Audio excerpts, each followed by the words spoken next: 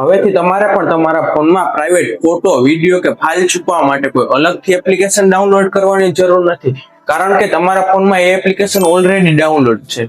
એલા ભાઈ, તને ખુદને ખબર નથી કઈ એપ્લિકેશન છે તો ગામને હું શીખવાડવા નીકળો? ભાઈ કહું છું, શાંતિ તો રાખ. પેલા આ લોકોને કે વિડીયો સેવ કરતા આવે, બાકી છે ને પાછા ભૂલી જાય છે કે કઈ રીતે કરવાનું હતું ને. અરે ભાઈ, હું તો ગૂગલ ફાઇલની વાત કરતો હતો, એ તો તમારા ફોનમાં છે જ.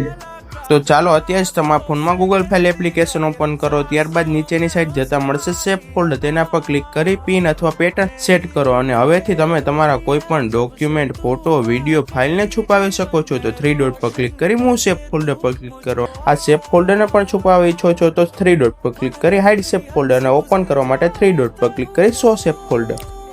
આવા જ મસ્તી મજાક સાથે તમે પણ ટેકનોલોજી શીખવા માંગો છો તો આજે જ ટેકનો ગુજરાતી સાથે જોડાવ અને આ વિડીયોને ફેમિલી અને ફ્રેન્ડ સાથે શેર કરવાનું ન ભૂલતા.